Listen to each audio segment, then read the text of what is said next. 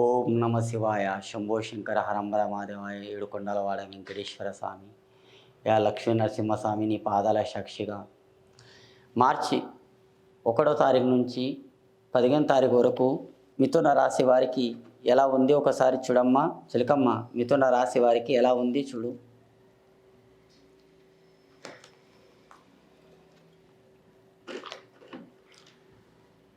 మిథున రాశి వారికి చూడండి, వినాయకుడు. వినాయకుడు అంటే ఫస్ట్ మీరు కడుపు పూజ చేస్తారండి. ఫస్ట్ తింటారు, తర్వాత దేవునికి మొక్కుతారు. కానీ మీది ఫస్ట్ తెలివి జ్ఞానం ముందు ఎలా ఉండాలంటే ఫస్ట్ దేవునికి పూజించండి. పూజించిన తర్వాత మీ కడుపుకు నింపుకోండి. బయట వెళ్ళినా కానీ మంచిగా అవుతుంది. కానీ మీ అదృష్టం రేకాటం మీ దగ్గర గంటకు 3 గుణాలు ఉండండి. గంటకు 3 గుణాలంటే ఒకరిది తినేది కాదు, ఒకరిది ముంచేది కాదు.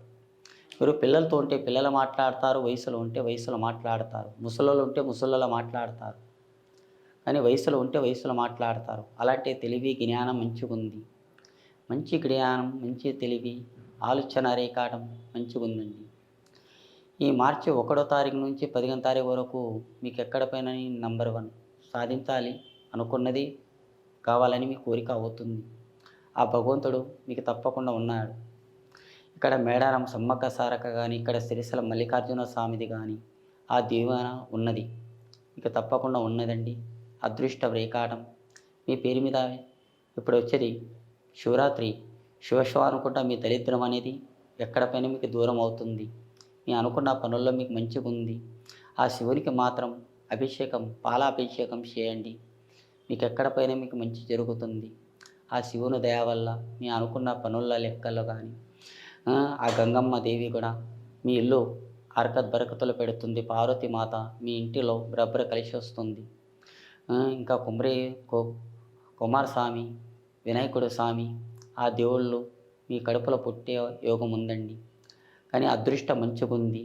అనుకున్న పనుల్లో మీకు బాగా జరుగుతుంది. మా అదృష్టంలో పిల్లలు లేరని చాలామంది బాధపడుతున్నారు. ఈ రాశి వారు ఏం పిల్లలు లేరని మీరు చాలా బాధపడుతున్నారు. బాధపడకండి. ఆ దేవుడు మీకు తప్పకుండా కాపాడుతాడు. సిరిసిల్ల మల్లికార్జున స్వామికి తప్పకుండా మొక్కండి, శివునికి మొక్కండి. ఆ శివుని ఆజ్ఞ లేనిది చీమ కూడా పుట్టదండి. మీకు కొడుకన్నా బిడ్డన్నా తప్పకుండా పుడుతుందండి. కానీ ఏం తొందర పడకండి. ఆ శివుని దయ వల్ల, ఆ భగవంతుని దయ వల్ల మీకు ఎక్కడ పైన మీకు ఫలం అవుతుంది. మీ అదృష్టం రేకాటంలో కూడా బాగుంది. ఎవరైనా మీ హెల్త్లో కానీ, మీకు ఆరోగ్యంలో కానీ, ప్రాణానికి కానీ మీకు నష్టం ఏమైనా ప్రాబ్లం ఉంటే కొద్దిగా హాస్పిటల్స్ పెట్టండి, డాక్టర్ దగ్గరికి వెళ్ళండి. మీ ఆరోగ్యం ఎప్పటికప్పుడునే చూసుకోండి. కానీ డబ్బు ముఖం చూడకండి. డబ్బు ఇలా ఉంటుంది, రేపు పోతుంది. డబ్బు మనం బతుకుంటే మనం డబ్బుని ఎంతో సంపాదించగలుగుతాం. ఆ డబ్బు ముఖం చూడకండి. ఆ దేవుని దయ వల్ల మీరు పేరు సంపాదించుతారు. డబ్బు ఒక 10 రూపాయలు ఇవ్వండి, 10 ఇడిసి కూడా ఆ డాక్టర్ దగ్గర తప్పకుండా మీరు కోరుకుంటారని. జై శ్రీరామ్.